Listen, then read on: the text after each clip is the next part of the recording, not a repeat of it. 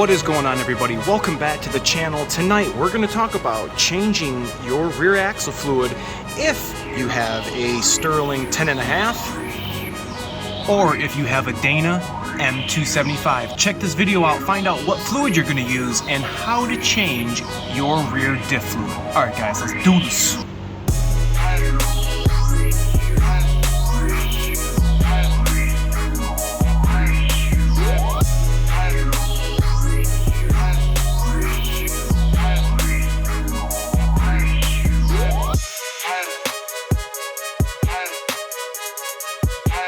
Alright guys, thanks so much for coming back. Tonight, like I said, we're going to be talking about how to drain the rear diff fluid in either the 10.5 Sterling or behind me, like you saw, the M275 Dana. So one of the things you're going to do is first find out per VIN, per axle, what fluid your truck is going to take. Now this particular unit is a 2017 with about 80,000 miles on it. The unit behind me with the M275 is a 2020 with about 10,000 miles on it. So the first thing you guys are going to do is pull up what axle you guys have per your VIN, or if you guys can find on here, this one does not have it. Sometimes there's an axle tag. On the Dana behind me, there is an axle tag saying what the gear ratio is, but there doesn't seem to be one on this particular unit. Now, if you had an 11 through 16 F250 or F350, you are going to have a Sterling 10.5. Your fluid type is going to be 75W140. If you had an F350 dually, you are going to have a Dana 80. A Dana 80 takes 75W90.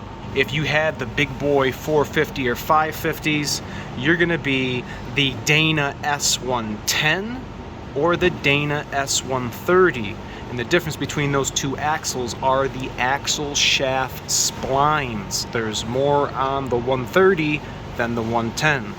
That axle is going to take 75/140, just like the 10.5 Sterling you would see in the regular 11 through 16 pickups.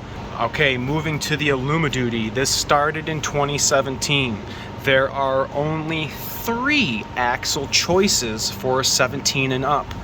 The first one you have, which is the Dana M275, that is going to take 75W140 and is in the F350s or the F250s with the high capacity tow package, which you're going to get 5 leaf springs and you're going to have the 3-inch shank tow hitch versus the 10.5 that we're looking at right now that has the 2.5. This F250 does not have 5 leaf springs.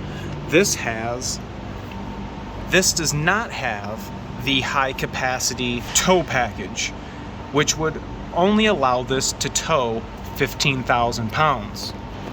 If you had the M275, such as myself, your tow capacity is going to be 21,000 with this insert removed and the 3-inch shank exposed. Now the other axle you can have, this is going to be in the dually. This is going to be the M300. Again, this is still going to be the high capacity tow. It's going to have way more leaf springs than this one. And that is going to take the 75/140 as well. Now, if you had the Sterling, this 10.5, there is going to be a difference in fluid. You're going to take the 75/85, but if you guys notice, on your differential, you'll have this actuator, which is the electronic locking diff component. I do not know the correct name for this particular sensor, actuator, or it's not a sensor, but this is going to tell you if you have an electronic locking diff. Also here, if you guys didn't know, see how it says pull? that means you have the electronic locking diff. So if you have that, you do not need to use friction modifier. You don't need to. So going over all the fluid combinations and the axle combinations, I hope you guys grab the right fluid so that you can properly do this. We do have just a little bit of a leak here, and there are a couple ways to drain these. If you have the Sterling axle, the 10.5, which is what you see right here, you're gonna want to pop all of these bolts out, which is what I'm gonna do. I'm gonna show you guys that, but I'm gonna leave this top one. I'm gonna loosen it. I'm not gonna take it all the way out. I'm gonna use this as my hinge so the cover doesn't fall all the way off on me. I'm gonna get a screwdriver and drive that blade in between the housing on the cover, pop it loose, and it's gonna start draining once this separates. Now, if you had the M275 axle, this one is kind of cool because it allows you to drain the axle via this bolt. This is actually a drain hole. Pretty slick. You don't have to remove the cover. Just like I was showing you guys, here's the axle tag for this. You can see it says ELD 355. This is what this axle is. And an easy fill plug. Pop that 3/8 hex plug out, and yeah, you pull that and fill it accordingly. Now, we are not going to be changing the axle fluid on this truck, but we will be changing it on this truck. So I'm going to get some new gloves on, and we are going to start ripping this thing apart to show you guys exactly how to change your fluid. Alright, we are here. The Sterling 10.5 rear axle fluid change. We're going to start off by removing all of the perimeter bolts except for the top one. Remember, I said the top one's going to be kind of like a hinge so the cover doesn't come all the way off, but it's going to allow everything to drain. Alright, so make sure to get your catch pan or basin, whatever you're going to catch the fluid in. I'm using a 13 mil. Pull all these bolts up. If your truck has an axle tag, make sure to save that tag and obviously put it in the same location. Metal steel ring, you guys can see it's already starting to pop off. That's going to go around, kind of like a big washer, you can think of it as. Rip all these out. And I'm just going to crack this one loose. Back here, I'm going to take this metal ring all the way off. Get it off that silicone. Okay, no big deal. And I'm going to hand start this bolt back in here. Maybe like halfway. So it's kind of sitting like that. Now this cover is going to take some force to remove, and the best thing I've found is using a real fine flat blade screwdriver and a hammer.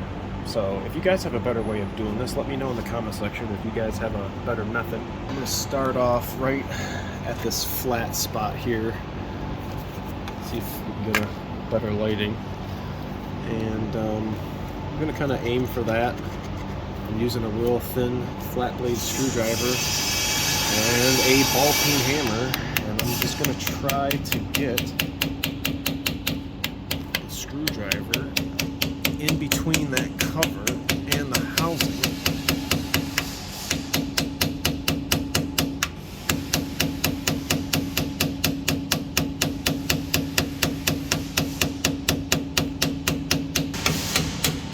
There we go.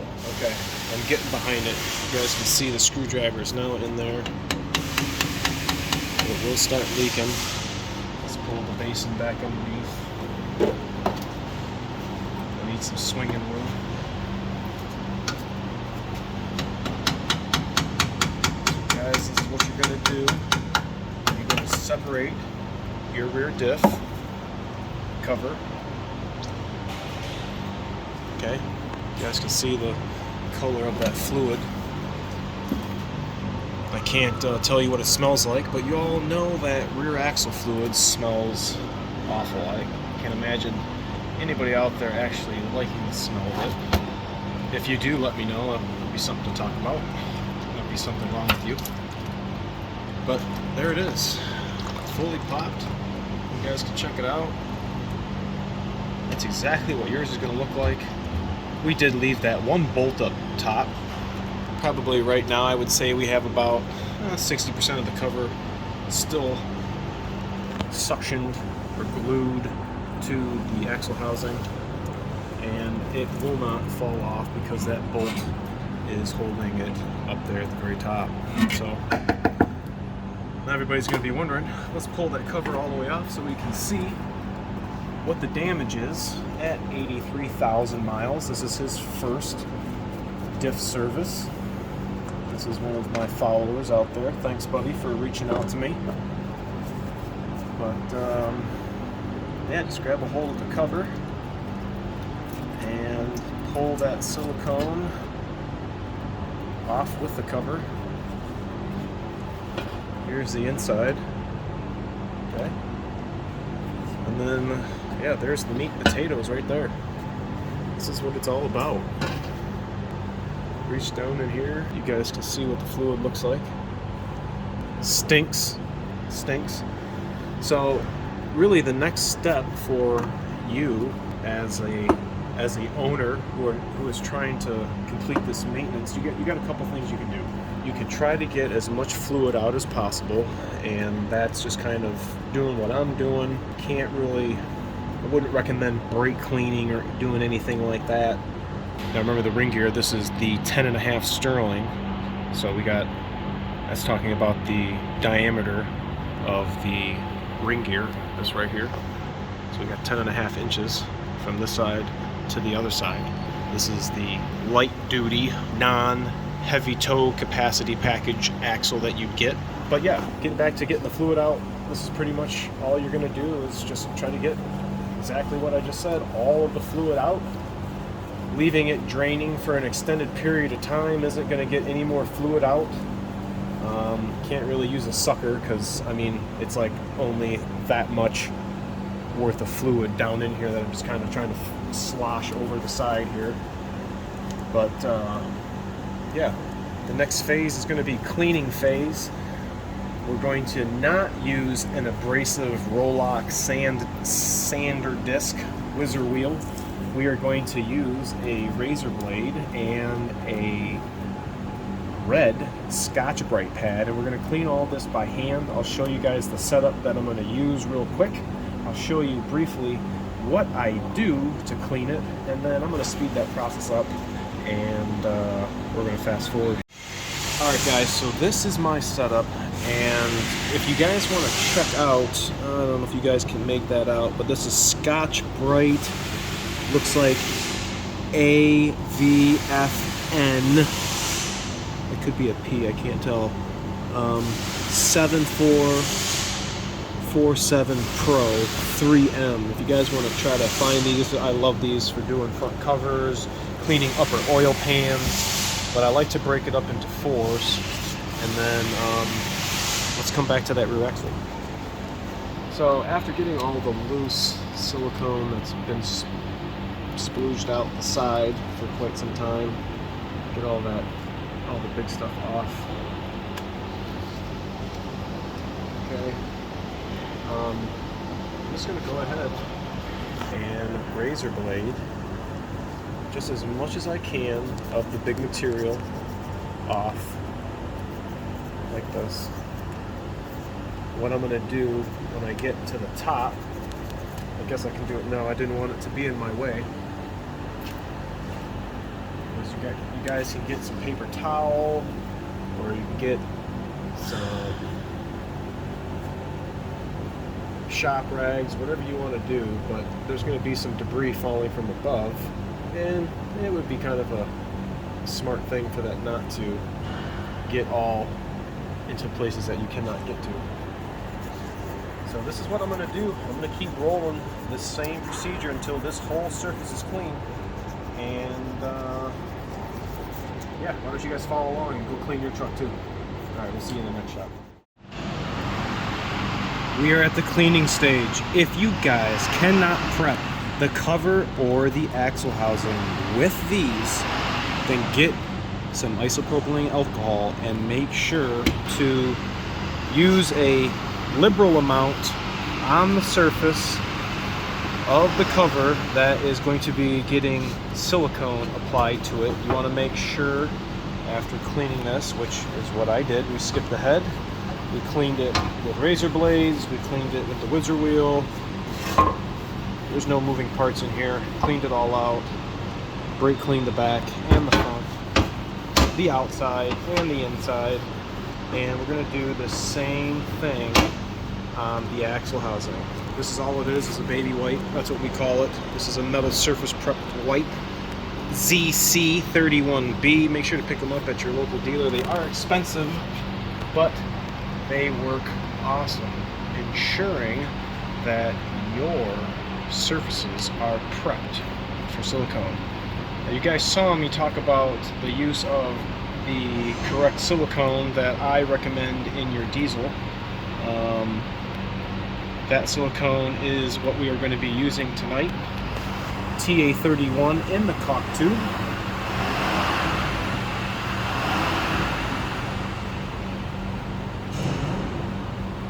Another wipe up here at the top. And by the time we go back to the cover, this is going to be dry. By the time we get done applying the silicone, this is going to be dry and ready for installation. I have our bolts right here, ready to go. Got the gun ready to go. Don't forget, we are going to have to also put our ring that's on here, so we probably should clean this up and have everything prepped so that when we're done with the silicone, all we can do is go and put it on. Alright, TA31 coming out at you, speed 1.5. The Milwaukee M12 caulk gun.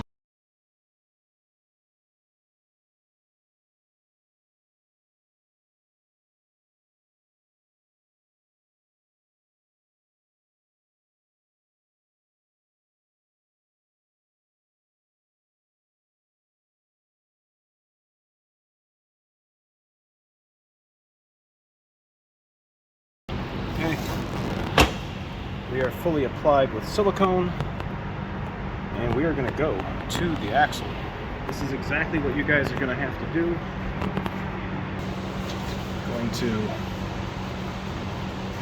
This is exactly how we have to go on.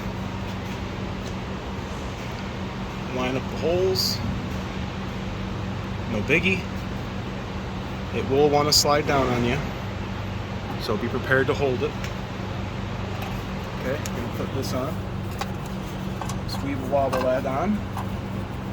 Your bolts should be right below you. Got them in our little container. Go ahead and see if we can start this top one. Success.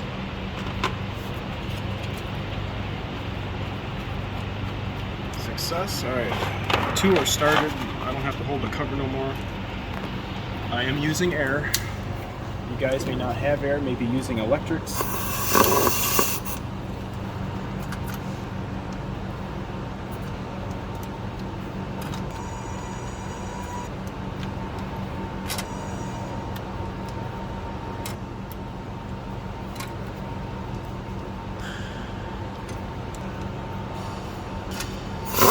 Okay, they're all started.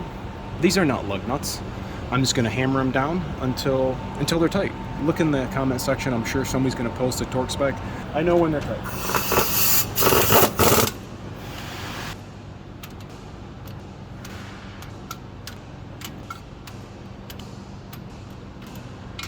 Okay. I'm just going to go all back around them.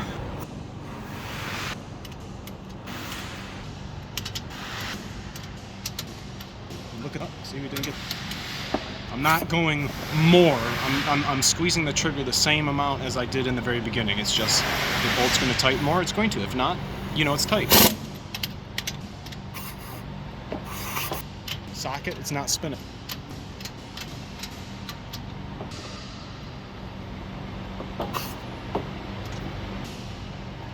All right. Diff cover is on. You guys can check out that bead. Looking uniform all the way around. We're gonna let it sit for about an hour, and then we're gonna install the fluid into this rear diff. All right, everybody, so here we are underneath the vehicle.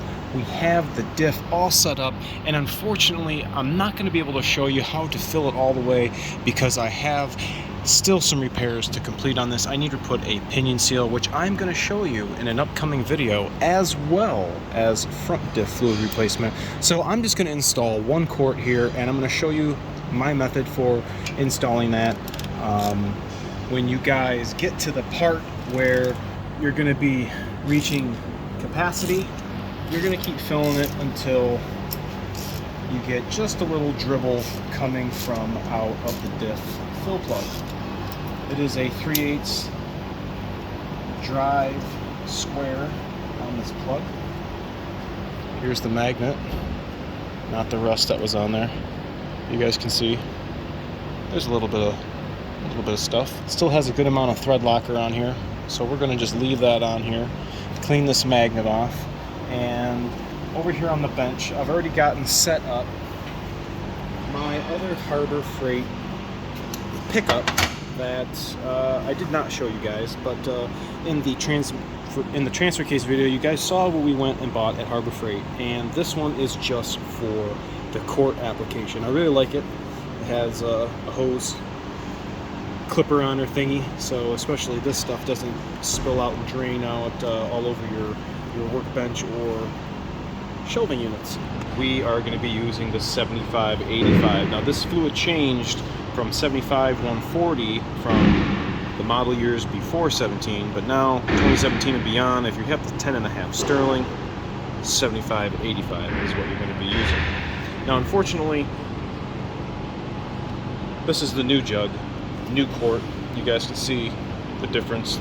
The opening is way bigger on this one, and my diff filling tool does not fit on this size, and for whatever reason I can't find the long straw that came with it, so I can use that. I got axle all over my caulk gun. Whatever, I'll clean it up later. This is what we're going to be installing into the rear diff. And you're going to just install the fluid however you'd like, whether you're going to use the quart or you're going to use some type of fluid device that's going to push the fluid in, whatever you choose to use. I'm just demonstrating how you guys are going to fill this up.